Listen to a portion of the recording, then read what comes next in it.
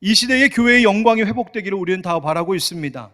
능력 있는 그리스도인으로 다시 회복되기를 우리가 원하고 있습니다. 그런데 그 길은 다름이 아닌 바로 하나님께서 우리보다 뛰어나신 하나님이심을, 하나님이 우리와 다른 창조주 하나님이심을 인정하는 것으로부터 시작한다는 사실을 잊지 말아야 합니다.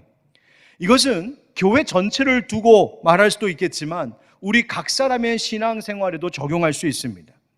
사람이 하나님에 대해서 생각하고 하나님을 바라볼 때 우리가 범하는 큰 실수 중에 하나는 하나님을 자꾸만 인간 수준, 내 수준으로 가늠해 보려고 하는 시도입니다. 예를 들어 이런 겁니다. 내가 할 수 없으면 하나님도 할 수 없다 생각합니다. 내가 모르면 하나님도 모르실 거라 생각합니다. 내가 해결할 수 없는 일이면 하나님이라고 해도 딱히 답이 없을 거라고 여기는 우리의 오만함입니다. 세상 사람들은 또 어떻습니까? 지금 내 눈앞에 보이지 않는다고 하나님이 어디 계시느냐고 말하고, 내가 들을 수 없다고 하나님의 말씀이 어디 있냐고 말하고, 내가 이해할 수 없다고 하나님이 뭔가 잘못된 것 같다고, 하나님이 틀렸다고 말하는 것, 여러분 과연 정말 그렇게 감히 우리가 말할 수 있습니까? 어떻게 작은 망원경 렌즈 그 하나를 통하여 하늘을 쳐다보면서 끝없이 펼쳐진 광활한 우주를 내가 다 보고 있다고, 다 알고 있다고 장담할 수 있습니까? 이 작은 몸뚱아리 하나로 100년도 채 살지 못하는 짧은 인생의 시간을 살아가면서 어떻게 모든 역사, 온 세상을 내가 다 헤아리고 안다고 말할 수 있느냐 말입니다.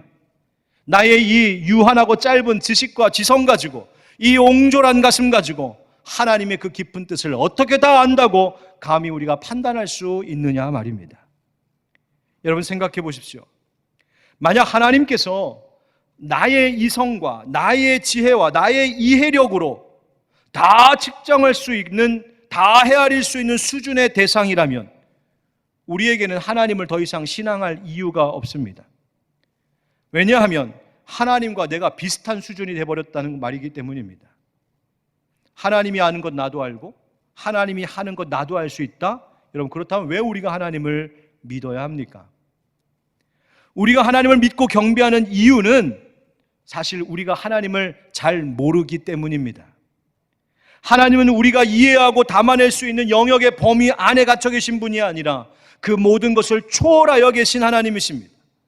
그런데 우리는 자꾸만 하나님을 끌어당겨 우리의 생각의 틀 안에 집어넣고 우리의 모양대로 하나님을 만들려고 하고 우리의 능력 안에 하나님을 제한시키려고 하는 어리석음을 범할 때가 있습니다. 여러분, 하나님은 사람을 하나님의 형상대로 지으셨지요? 그렇습니다. 하나님의 이미지를 우리에게 담으셨습니다. 하나님을 닮은 사람들입니다. 그러나 그렇다고 해서 하나님께서 그분의 지혜와 그분의 능력에 있어서도 우리와 똑같다는 이야기는 결코 아닙니다. 하나님은 우리와 완전히 다르신 분이십니다. 여러분, 하나님을 내 수준으로, 내 능력의 범위 안으로 끌어내리려고 하지 마십시오. 하나님은 우리와 완전히 다르신 분이십니다. 그런데 여러분 아십니까? 하나님께서 우리와 완전히 다르신 분, 하나님께서 우리의 생각과 우리의 이해의 범위, 우리의 능력의 범위를 초월하여 계시다라고 하는 이 사실이 바로 우리에게 힘이고 소망이라는 점 말입니다. 우리로는 알 수 없고 할 수 없는 일을 하나님은 아시고 하시기 때문입니다. 바로 이것이 하나님을 신앙하는 자들의 안전함입니다. 나는 부족하지만 하나님은 충만하시고, 나는 어리석지만 하나님은 지혜로우시고, 나는 실수투성이시지만 하나님은 완벽하십니다. 바로 그 고백이 있어 그 믿음으로 하나님 앞에 내 삶의 핸들을 맡길 때 우리의 인생은 아름다운 길 됩니다. 사도 바울은 그것을 우리에게 이렇게 말하고 있습니다. 고린도전서 1장 25절 같이 읽어보실까요? 시작. 하나님의 어리석음이 사람보다 지혜롭고 하나님의 약하심이 사람보다 강하니라. 아멘. 하나님의 어리석음, 하나님의 약하심을 여러분 우리가 감히 뭐라고 말할 수 있습니까? 우리보다 지혜롭고 우리보다 강하신, 우리와 다르신 하나님이신 줄 믿습니다. 사랑하는 형제 자매 여러분, 오늘 말씀을 함께 우리가 나누면서 하나님이 얼마나 지혜롭고 강하신지, 그리고 그분이 우리와 어떻게 다르시고 어떻게 달리 행하시고 어떻게 달리 말씀하시는지 우리 함께 듣고 깨달으면서 그 하나님, 내 아빠 하나님께 내 인생의 핸들을 온전히 맡기는 그 은혜가 이 시간 있길 주님의 이름으로 축원드립니다. 한번 따라 하실까요? 사람이 머뭇거릴 때 하나님은 가르쳐 주십니다. 여러분, 오늘 본문은 사무엘 선지자가 이스라엘의 두 번째 왕으로 다윗을 택하여 기름 붓는 일에 대한 기사입니다. 이스라엘의 초대 왕이었던 사울 왕이 하나님께 불순종함으로 그가 왕의 자리에서 내려와야 하는 위기에 처했습니다. 이것은 사울이라고 하는 한 개인이나 혹은 그의 가정의 문제만이 아니라 사실은 국가적인 위기였던 것이죠. 여러분, 지도자가 흔들리면 온 나라가 위태로울 수밖에 없지 않습니까? 이 사실을 알고 있던 사무엘, 얼마나 슬펐을까요? 아마 밤새 기도하지 않았겠습니까? 그렇게 슬픔 가운데 있었던 이 사무엘에게 하나님께서 말씀하십니다. 무엇을요? 하나님께 다른 계획이 있노라고 말씀하시고 명령하시는데 바로 그것이 1절의 말씀입니다. 16장 1절이 이렇습니다. 여호와께서 사무엘에게 이르시되 내가 이미 사울을 버려 이스라엘 왕이 되지 못하게 하였거늘 네가 그를 위하여 언제까지 슬퍼하겠느냐? 너는 뿔에 기름을 채워 가지고 가라. 내가 너를 베들레헴 사람 이새에게로 보내리니 이는 내가 그의 아들 중에서 한 왕을 보았느니라 하시는지라. 아멘. 베들레헴에 가면 이새라고 하는 사람이 있는데 그 이새라고 하는 사람의 아들 중에서 내가 한 왕을 보았다, 하나님이 말씀하십니다. 왕을 보았다. 옛 성경에는 하나님께서 예선하였다라고 합니다. 예정하여 선택하셨다는 것이죠. 왕이 될 만한 제목이 있어 보였습니다. 그래서 거기에 가서 그 사람을 찾아 기름 부으라고 하셨어요. 그런데 이 명령을 받은 사무엘 선지자가 일순간 머뭇거렸습니다. 두려웠습니다. 왜 그랬을까요? 당연하지 않습니까? 아직 사울 왕이 두 눈 시퍼렇게 뜨고 살아있기 때문입니다. 엄연히 살아있는 권력이 지금 현재 있는데 새로운 누군가에게 왕이 될 것이라고 기름을 붓는다? 여러분, 이건 정치적 반역이었습니다. 이 사실을 사울 왕이 알면 사무엘의 목숨이 위태로운 것이 뻔합니다. 그래서 사무엘이 하나님 앞에 말을 해요. 하나님, 제가 어떻게 갈 수 있겠습니까? 사울 왕이 알면 저 죽습니다. 그래서 하나님께서 다시 말씀하시죠. 그 이새가 있는 베들레헴 성읍 그 동네에 가서 너 왕에게 기름 부으러 왔다 하지 말고 여호와께 제사 드리러 왔다, 그렇게 해서 장로들에게 말해라. 그러니까 그 마을에 가서 내가 예배 드리러 왔다, 집회 인도하러 왔다, 그렇게 말하라는 거예요. 그러면서 그 예배의 자리에 이새와 그 아들들을 초대해라, 이렇게 명령하셨어요. 그러면서 하신 말씀이 3절 말씀입니다. 우리 3절을 같이 한번 읽어보실까요? 시작. 이새를 제사에 청하라. 내가 네게 행할 일을 가르치리니 내가 내게 알게 하는 자에게 나를 위하여 기름을 부을지니라. 아멘. 아멘. 머뭇거리며 가지 못하고 있는 사무엘 선지자에게 하나님께서 뭐라고 말씀하셨어요? 내가 너에게 행할 일을 가르치겠다. 여러분 기억하십시오. 하나님은 우리가 모를 때, 우리가 주저하며 머뭇거렸을 때, 우리가 나아갈 수 없어 멈춰 있을 때 우리가 어떻게 해야 될지를 가르쳐 주시는 좋으신 하나님이신 줄 믿습니다. 상황과 형편을 보면서 머뭇거리고 있는 사무엘에게 하나님께서 어떻게 할지 친히 가르쳐 주시겠다고 약속하셨고 정말 그렇게 말씀하셨어요. 왕의 그 권세에 단칼에 죽을지도 모를 위험한 길이었지만 사무엘은 그저 한 걸음 한 걸음 하나님 가르쳐 주시는 대로 인도함 받고 하나님 가르쳐 주신 대로 해야 할 말 하면서 가면 되는 거였습니다.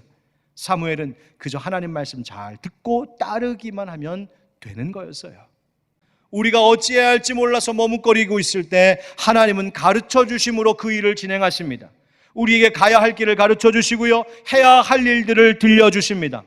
여러분, 그렇기 때문에 여러 머뭇거리게 되는 인생의 많은 순간들 속에서 우리가 두려워하고 염려하는 것 말고 정말 선택하며 가야 되는 것은 하나님께서 가르쳐 주시는 것을 그때그때 배우며 한 걸음 한 걸음 따라가는 것이 인생을 지혜롭게 사는 옳은 선택이라는 것을 잊지 않기를 축복합니다.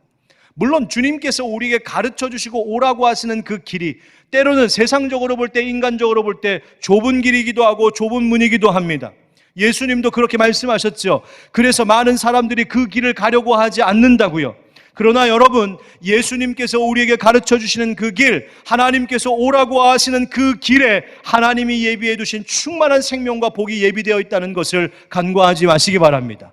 그것을 붙드는 겁니다.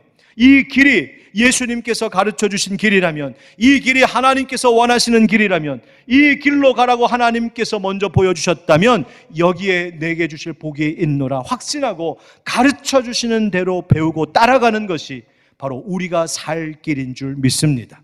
사랑하는 성도 여러분, 주님이 가르쳐 주실 때 주님이 가르쳐 주시는 것 배우며 따르며 사는 우리들 되기를 축복합니다. 시편 18편에서 다윗은 이렇게 노래했습니다. 하나님의 도는 완전하고 여호와의 말씀은 순수하니 그는 자기에게 피하는 모든 자의 방패시로다. 여호와 외에 누가 하나님이며 우리 하나님 외에 누가 반석이냐. 이 하나님이 힘으로 내게 띠띠우시며 내 길을 완전하게 하시며 나의 발을 암사슴 말 같게 하시며 나를 나의 높은 곳에 세우시며 내 손을 가르쳐 싸우게 하시니 내 팔이 놋활을 당기도다. 아멘. 여러분, 불안한 길 혹시 걷고 계십니까? 싸워 이겨야 할 전쟁과 같은 일들이 삶 가운데 있습니까? 여러분의 손을 붙들어 가르쳐 싸우게 하시는, 우리를 친히 가르쳐 주시는 하나님께 배우는 여러분 되시길 축복합니다. 이 노래를 고백한 다윗처럼, 또 하나님의 가르침대로 베들레헴을 향하였던 사무엘처럼 여러분 오늘도 우리를 친히 가르쳐 주시고 우리의 걸음을 한 걸음 한 걸음 인도해 주고 계시는 그 주님께 배우며 그 주님 뒤따라 살아가는 그 은혜가 우리 가운데 있기를 예수님의 이름으로 축원드립니다. 하나님이 이렇게 다르신 분이십니다. 또 어떤 면에서 다르실까요? 따라하겠습니다. 사람이 실수할 때 하나님은 바로 잡아주십니다.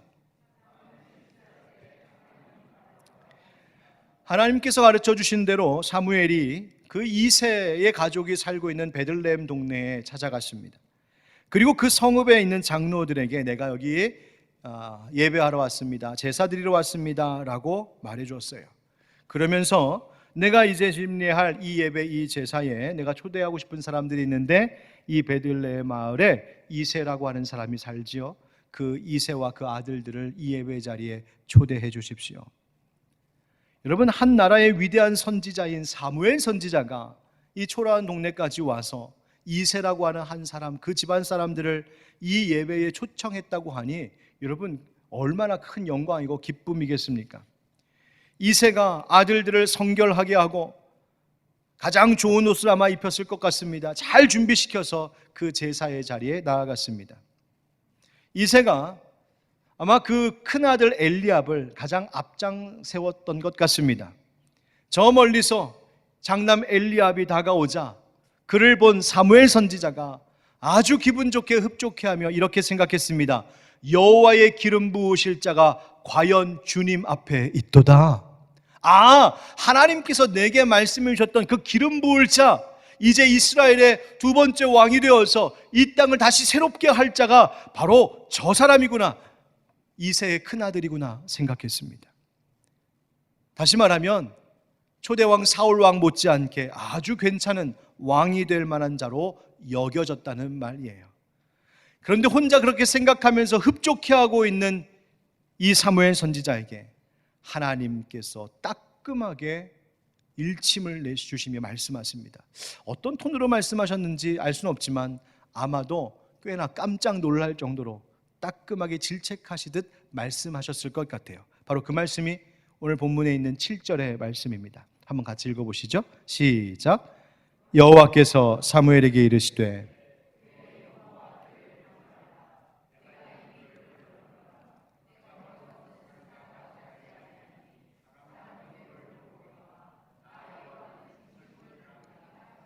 아멘. 하나님 뭐라고 하신 거예요? 사무엘, 정신 똑바로 차려. 너 지금 뭘 보고 있는 거야? 지금 어디 쳐다보고 있는 거야? 고개 숙이지 말고 똑바로 쳐다봐. 여러분들이 하는 말 아닙니다. 잘 봐. 내가 보는 것과 똑같은 걸 봐야 돼. 하나님은 외모를 보지 아니하시고 중심을 보신다고 말씀하고 계십니다. 왜 이렇게 말씀하셨을까요? 여기서 하나님께서 말씀하시는 외모는 뭐고 중심은 뭘까? 외모는 그 말 그대로 얼굴, 그 겉모양을 이야기하는 겁니다. 그 얼굴의 뛰어남, 그 멋진 모습을 보고 사무엘이 흡족했던 거예요. 그런데 아니라는 겁니다. 하나님 중심 보신다고 하십니다. 이 중심은 그 심장을 가리키는 단어입니다. 레바브라고 하는 히브리어입니다.